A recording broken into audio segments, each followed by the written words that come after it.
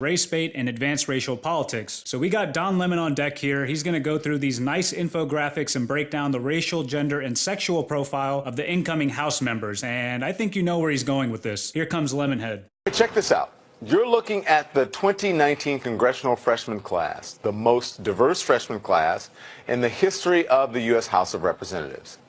Now I want you to take a look at this flyer. It's circulated on Capitol Hill. It breaks down the new lawmakers by party. So on the left of your screen, the Republican class appears overwhelmingly white with only one woman. Translation: you're fucking a white male! On the Democratic side, to the right of your screen, women and people of color are the majority there. So here's how the incoming class breaks down by gender so far, with some races still undecided.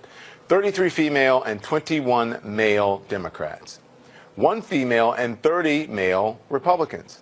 Okay, couple quick points on this. As everyone knows, politics is an ugly business. It tends to attract some pretty bad people, including nasty men and nasty women, right? And my observation has been that conservative women generally value family life over career advancement. They'd rather spend more time at home raising their kids instead of delegating that responsibility to daycare, for example. So I do think that self-selection is part of it. And another thing is that the Democratic Party is, of course, the party of affirmative action. So if you do happen to be a woman, a racial minority, or LGBT whatever, that's going to be worth a lot of currency for you as a Democrat, whereas in the Republican Party, you're going to have to climb the ranks on merit by proving yourself as a competent politician. Now, none of this is to say that conservative women can't or shouldn't pursue careers in politics. If that's what they want, then of course they should. But the implication here from Don is that Republicans are against voting for women because they're sexist, and that just isn't true. The class includes the first 2 Native American women elected to Congress. Oh, nice. I wonder if they're related to Elizabeth Warren.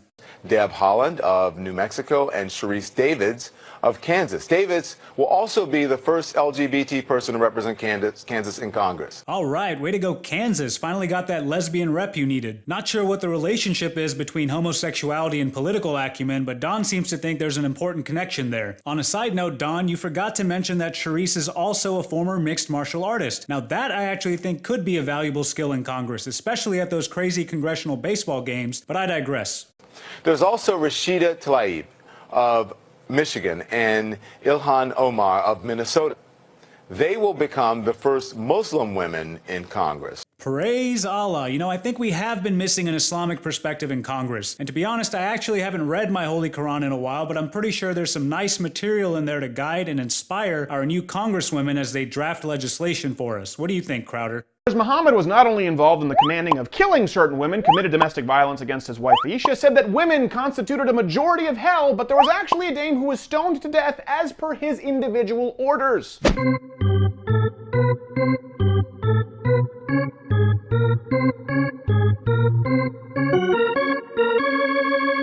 Alright, it was just a little joke, YouTube. Please don't ban us.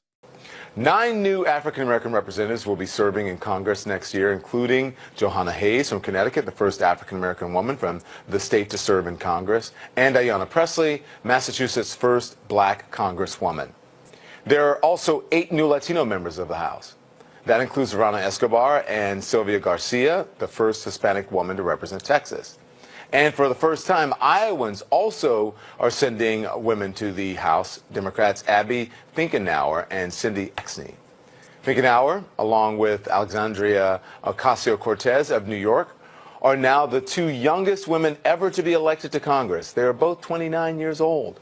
Yeah, leave it to the Democrats to elect grown-ass children to Congress. So I'm going to assume most of y'all know about Alexandria's illustrious bartending career, but you know, Abby's no slouch either. She actually earned an impressive bachelor's degree in PR from Drake University and has spent the last couple years developing her legislative skills in the prestigious Iowa House of Representatives. So yeah, I'm joking, of course. I think both of these girls are completely out of their depth, and they'll learn that soon enough. I don't expect either of them to win re-election in 2020, so let's just continue. The list of firsts for this Democratic class goes on and on, but the bottom line is Democrats heading to Capitol Hill are younger, they're browner, and definitely more female than the Republicans. Wow. Well, thank you for pointing that out, Don. I can see now that youth, melanin, and estrogen are the key qualities I need to start looking for in my leaders. Good to know. So let's discuss now. Democratic Congressman Cedric Richmond of my home state of Louisiana. He joins me now. He chairs the Congressional Black Caucus. Good evening to you. Thank you, Don. Thanks for having me. This Congress is starting to look closer to what the rest of the country looks like, right? Absolutely, and the Democratic Party is starting to mirror what the country looks like, so that's a good thing. Yeah. Do you understand how some people may be concerned? Not that, I'm condoning any of that, but they may be concerned. You look at the names of the people I just read, right?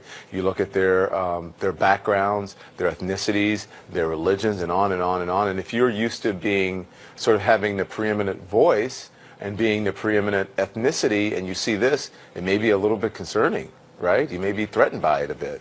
Oh yeah, very concerning, Don, because of course all Republicans are racist, sexist bigots, right? Thanks for explaining that again. I totally forgot my propaganda. Well, generally, I think if you're talking about the other side, look, the day of everybody being named Billy or Jane, that day is over. But why I'm so proud of the Democratic caucus, because we accepted the diversity. Yeah, you've accepted just about every type of superficial diversity. When you're ready to accept ideological diversity, give me a call and I'll be happy to donate to your campaign. So if you look at people like Johanna Hayes or Lauren Underwood or Lucy Macbeth, Colin Allred, they all represent districts that are not black districts. So I will say again that the Black Caucus represents 78 million Americans, but only 17 million are African American. We take our job seriously. We fight to make this a more perfect union or less imperfect union, depends on how you look at it.